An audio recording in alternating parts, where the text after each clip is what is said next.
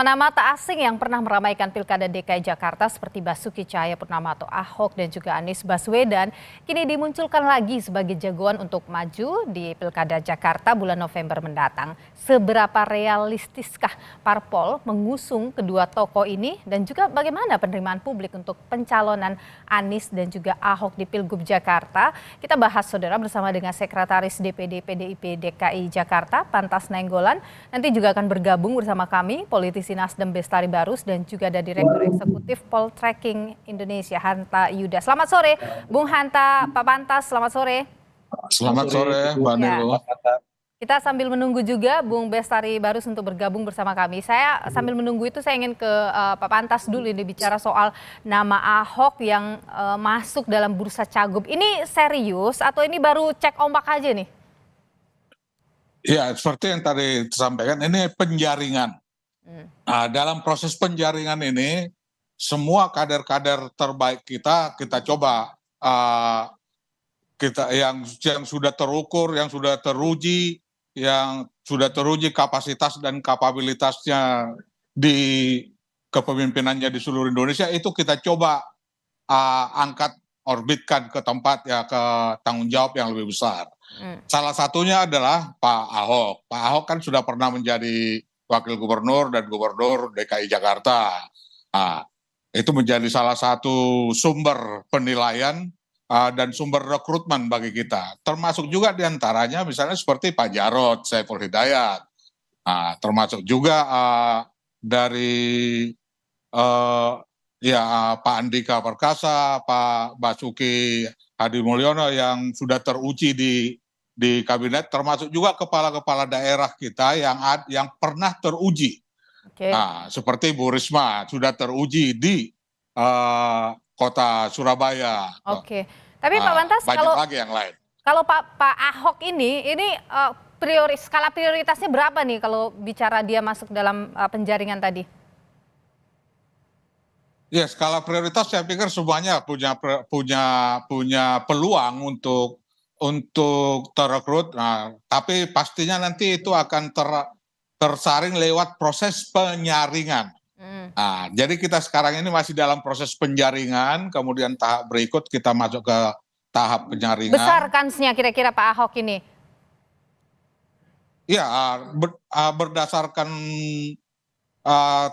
track record yang sudah pernah dia tunjukkan, ya saya punya keyakinan masyarakat sudah punya modal untuk memberikan penilaian dalam mengambil keputusan untuk kemana suara hak tanggung jawab hak demokrasinya diberikan nanti. Oke, Pak Pantas, kalau tadi Anda menyebut ada sejumlah nama, Pak Basuki Hadi Mulyono, kemudian Bu Risma Rini, Pak Andika Perkasa.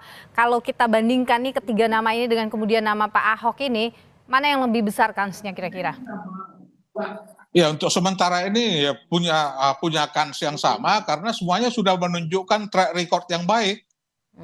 Baik kapasitas maupun kapabilitasnya. Mungkin nanti akan kita lanjutkan lagi dengan survei-survei yang ada, kita coba melihat elektabilitasnya dan lain sebagainya. Oke, Bung Hanta, kalau Anda melihat bagaimana nama Ahok ini kemudian muncul lagi ke permukaan sebagai cagup? Ya, Nilu, kalau kita lihat dua sosok ya, mantan calon gubernur yang sangat fenomenal, Pak Ahok dan Pak Anies.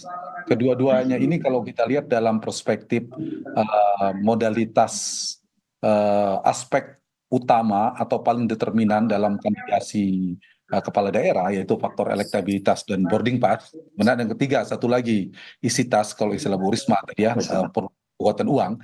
Tapi paling penting ada dua hal, elektabilitas dan boarding pass. Nah, dua-duanya ini punya modal itu. Baik Pak Ahok maupun Pak Anies itu punya basis massa. Itu tidak bisa kita pungkiri, basis massanya cukup besar. Dua-duanya masuk di putaran kedua bertarung head to head yang sangat kuat. Itu satu. Yang kedua, dari sisi boarding pass, apalagi Pak Pak Ahok itu kan kader PD Perjuangan. Tadi seperti Pak Pantas katakan, Pak Ahok masuk dalam penjaringan, artinya punya partai, ada potensi. Begitu juga Pak Anies, meskipun PKS tidak menyebutkan, tapi punya Nasdem menyebutkan, masuk ke radar Nasdem. Jadi dari dua aspek itu, maka dua ini memiliki potensi yang relatif besar menurut saya Oke. dalam kontestasi Oke, pilkada tapi DKI. Bung Hanta begini, kalau kita berfokus misalnya dulu kepada nama-nama yang muncul dari PDIP, ada Ahok, Basuki Hadi Mulyono, kemudian siapa tadi, Andika Perkasa, Bu Risma. Anda menilai yang paling punya kans ini kira-kira siapa? Ya, kan semuanya punya plus minus ya. Tapi kalau saya mengerucutkan dua nama yang paling potensial di PD Perjuangan secara elektoral di potensi kemenangan, yaitu Pak Ahok dan Pak Risma. Pak Ahok punya basis massa, Bu Risma itu figur baru juga, tetapi dia punya panggung politik sebagai menteri. Jadi dua ini nama fenomenal. Dibandingkan Pak Basuki dan Pak Andika, saya kira PD Perjuangan tadi seperti Pak Pantas mengatakan melihat data survei, maka dua ini lebih kompetitif secara elektoral, secara penerimaan publik, akseptabilitas publiknya. Jadi dugaan saya itu. Oke. Tetapi khusus Ibu Risma itu tidak hanya di DKI. Nama Bu Risma juga potensial maju di Jawa Timur dari sisi PD Perjuangan. Karena PD Perjuangan pasti membutuhkan figur kuat juga bertarung di Jawa Timur. Oke. Nah, di Jawa kan kunci semua, ada Pak Ahok dan Bu Risma di DKI kalau dari PD Perjuangan, kemudian Jawa Timur ada nama Bu Risma, Jawa Tengah ada nama Mas Hendi misalnya, dan nama-nama lainnya tentunya. Tapi dari nama yang saya sebutkan itu nama-nama yang masuk pada kategori kandidat kuat. Jadi saya mengkategorikan dulu ada kandidat kuat, ada kandidat potensial, ada kandidat standar. Oke. Nah, dari nama yang disebutkan itu ada kandidat kuat, termasuk baik. di luar Perjuangan nama Anies dan Ridwan Kamil konteks Jakarta. Baik, kita tahan sampai di sana dulu. Ini juga kalau misalnya benar Anies kemudian akan versus atau berhadapan-hadapan begitu dengan Ahok, ini berarti mengulang sejarah, bagaimana itu harus diantisipasi juga. Jangan sampai terjadi pembelahan misalnya juga. Nanti akan kita bahas lebih lanjut usai jeda berikut ini. Tetaplah di Kompas Petang. Kita lanjutkan kembali perbincangan ini, saudara. Saya ingin ke Pak Pantas dulu. Pak Pantas, kita tahu apa yang terjadi pada pilkada sebelumnya. Ya. Apakah itu juga masuk dalam hitung-hitungan PDIP misalnya? Oh iya, pasti semua peristiwa pasti akan menjadi bahan kajian bagi PD Perjuangan. Yang pasti PD Perjuangan mendorong calonnya itu sudah didasarkan kepada sebuah tanggung jawab yang sangat besar. Tanggung jawab kepada bangsa, negara, termasuk terhadap DKI Jakarta. Itu menjadi prioritas. Oke. Tidak ada. Apa tidak khawatir itu akan terulang misalnya? Kita bicara. Nah, itu akan menjadi kajian nanti. Itu pasti. Ya, pasti kita berharap hal-hal seperti itu tidak lagi terjadi.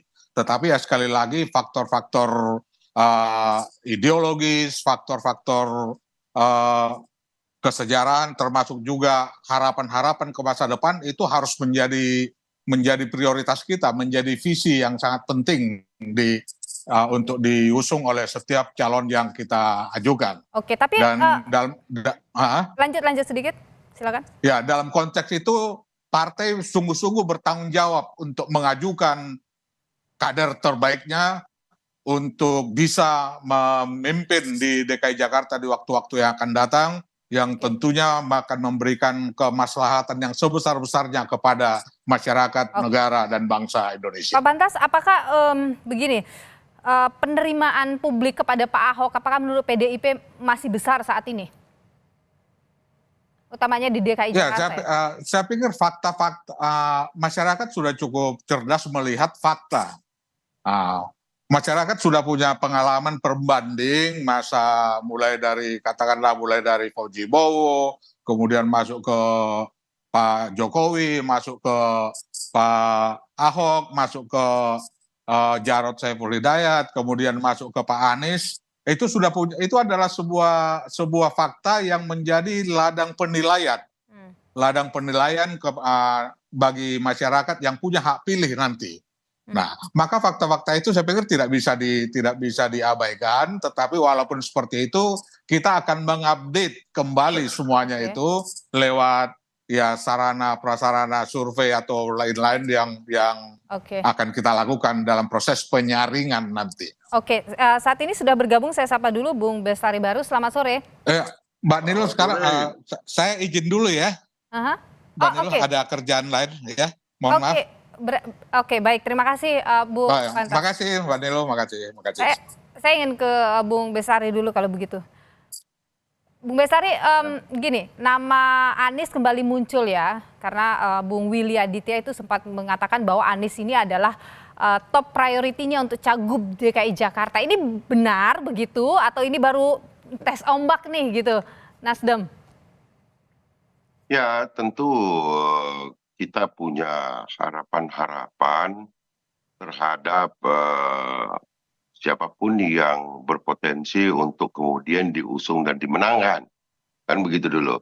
Namun tentu masih perlu waktu, penjajakan dan lain sebagainya terkait dengan ya kalau kita bicara kesediaan, kemudian bahwa kontestasi Pilpres pun baru selesai, ya mungkin Pak Anies harus juga berkontemplasi dulu untuk menemukan jalannya kembali.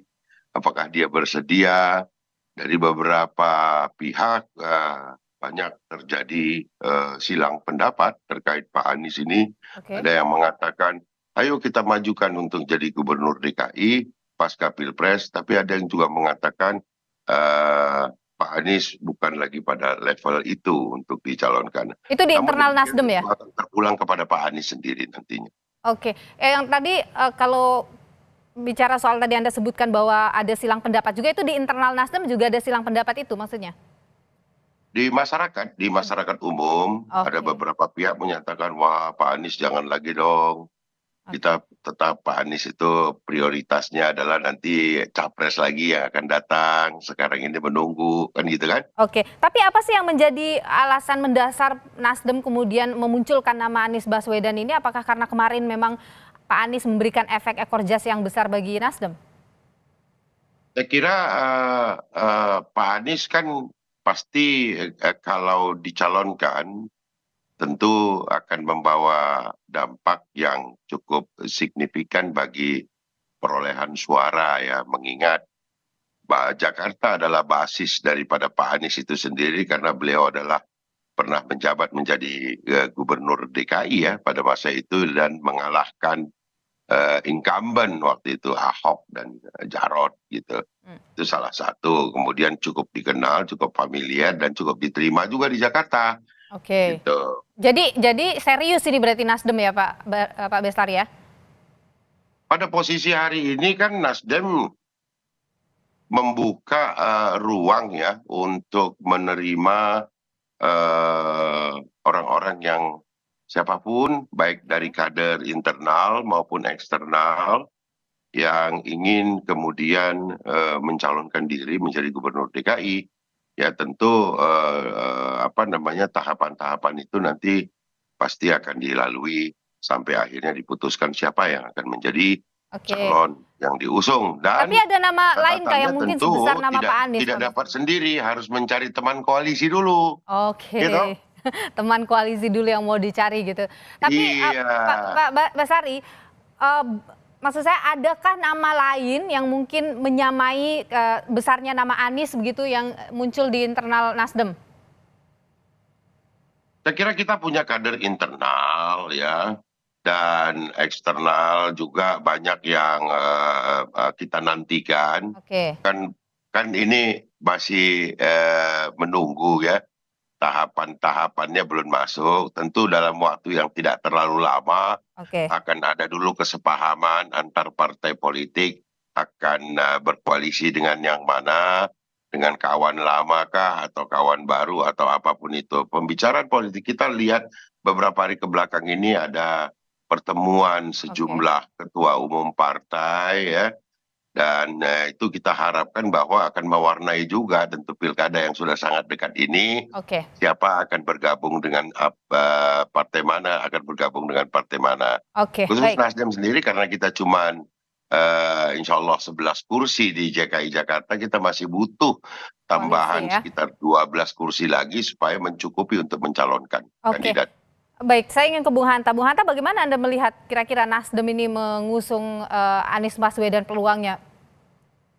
Ya, Nilu, figur lama ini ada plus minus. Tadi saya katakan punya basis massa, tapi kalau ada lawan baru yang lebih fresh itu juga sulit mereka bisa dikalahkan. Baik Anies maupun Pak Ahok itu kelebihan punya basis massa, ada potensi partai, tapi kedua-duanya juga punya problematik ya. Misalnya Pak Ahok, saya review.